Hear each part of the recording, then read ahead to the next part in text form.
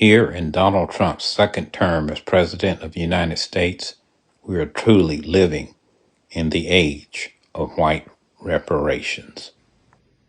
On June 21st, 2018, I published a book titled Living in the Age of White Reparations.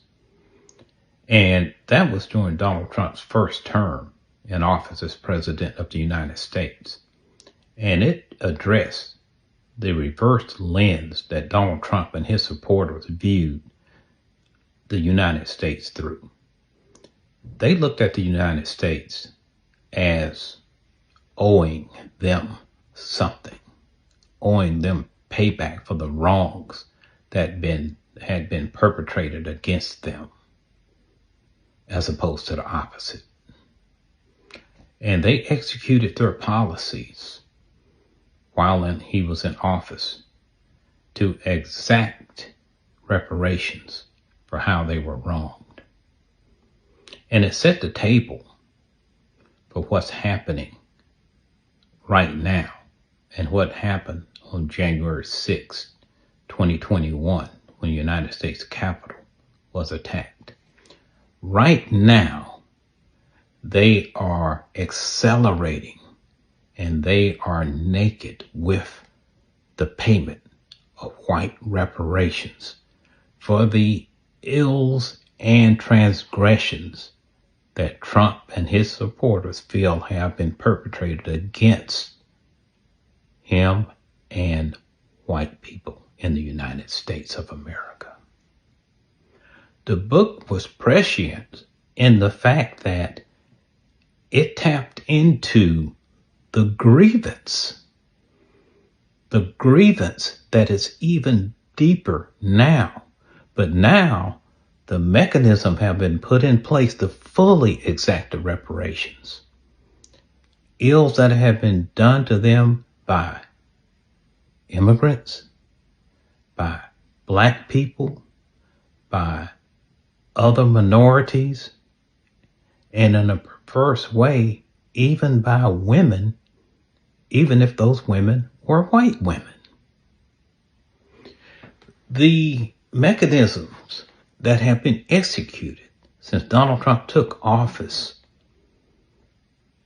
January 20, 2025, one was the release of the January 6 attackers that were imprisoned and in jail. That was the initial salvo of paying the white reparations. Two was the anti-DEI push, not only throughout the federal government, but pressure on state and local governments and pressure on private industry and enterprises to roll back DEI initiatives, because that was looked at as an injury to white people. And that's how it was sold, that these people didn't get where they were on merit, but they had some kind of unfair advantage that allowed them to vault over the myth of the better qualified white candidate, particularly white men. That was a second pillar of it. A third was the Doge purge of employees and washing people out of the federal government. A disproportionate amount of those people were African American and other minorities. And that was to reduce the financial stature of black folks and other minorities in the United States. Another pillar, the Big Beautiful Bill. Now, the tax rates of the Big Beautiful Bill were already in place. They were put in place during Donald Trump's first term. And by law, they were in place through all of Joe Biden's 4 years in office. So although Biden was president, it was Donald Trump's tax plan and the Republican tax plan still in place, doing a wealth transfer from the bottom to the top. Now, of course, that hit everybody regardless of race, color, and creed, because that was an economic reparation going on from the poor to the rich. But the big beautiful bill accelerated it because it attacked things like Medicaid. Then we had the attack on assistance, SNAP, food stamps, and other programs. And a lot of these programs were viewed by the public as helping Black people more than anybody else, even though that may not have been statistically the case, but that was the psychology of how it was sold. Now let's get to a really big one.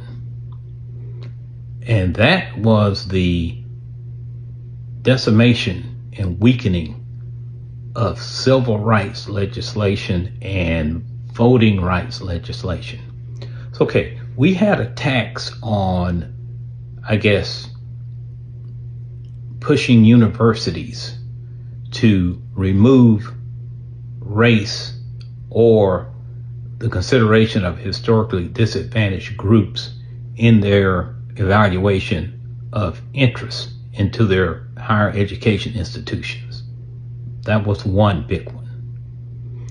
We had a symbolic attack to reinstate segregation in a limited fashion when Donald Trump basically erased an executive order signed by Lyndon Johnson that prohibited federal contractors from maintaining separate facilities based on race. It didn't mandate them to create separate facilities, but it eliminated the prohibition of, let's say, a contractor that made fighter jets. It basically told them, if you want to have separate bathrooms or lunch rooms for Black folks, for Hispanic folks, we're not going to prohibit you from doing that. So that opened up a small window of legal segregation again of facilities, almost like the white and black water fountains back in the day. Then we get to the erasure of the contributions of people of color and even women from history in the United States as being positive builders of the United States as we see it today, particularly in the government circles, the Pentagon. They even removed some references from national parks, even though one case in Missouri, a judge ordered them to put it back. The attack on museums, the Smithsonian Institute, with the president saying basically, you need to soften the presentation of how slavery was in the United States, not to put it in a negative light to make the United States look like it was, I don't know, oppressing people. I mean, slavery was slavery, but, you know, Trump demanded a spin on it to soften it. And then we had of course, most recently, the Voting Rights Act being weakened.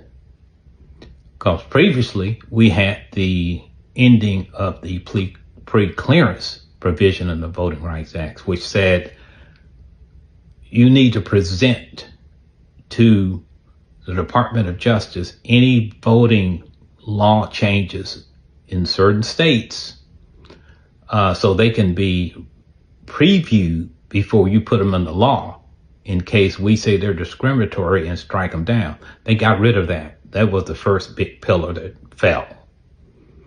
The second big pillar was the virtual gutting of the Voting Rights Act when it was determined that on a case in Louisiana where they had redrawn their district maps and added one more minority district, and the Supreme Court struck it down on a 6-3 conservative majority vote, saying that that was a racial redraw of the districts. And that basically allowed states to redraw districts based upon partisan purposes. If the party in charge decided they wanted to create 5 more Republican districts or Democratic districts or whatever the case may be, to eliminate, and they could eliminate, for example, a minority seat that represented an area, let's say Jackson, Mississippi or somewhere, they could draw the lines where that could be eliminated, and it was fine because it was looked at as legal partisan gerrymandering.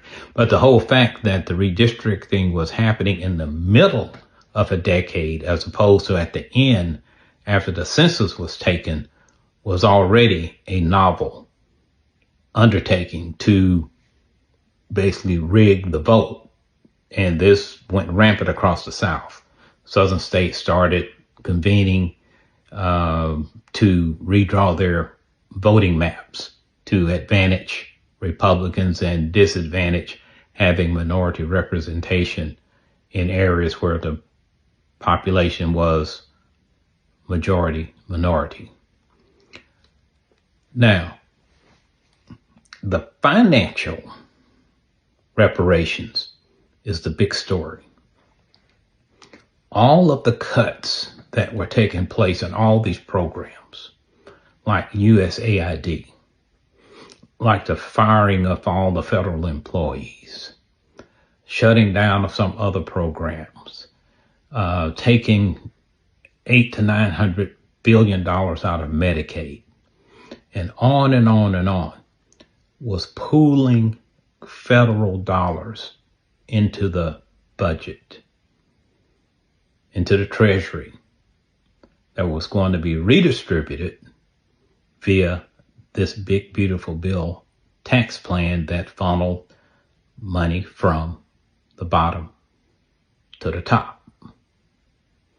Okay, so that was the reparations going to the top 10%, top 1%, and people over a certain income level. So what we effectively have, and particularly when you look back at all of the purges of African American and women high-ranking officials in the federal government, including positions like Joint Chiefs of Staff head and other high military members that were dismissed from their jobs. The DEI, so-called leveling, where we got people like Pete Hegseth all of a sudden is considered a merit appointment based on whatever. We are being in a system that is paying back people for imaginary transgressions committed against them based on their being white. And the nail in the coffin to cement this as a fact is the Justice Department. The Justice Department, Civil Rights Division, mission was redefined. It was redefined to investigate reverse discrimination, or the discrimination against whites in hiring and other treatment when they have been unfairly treated in terms of jobs, promotions, hiring, and anything you can name, as opposed to the reverse. So we right now are living in the heyday in the United States. We are living in the age of white reparations. Period.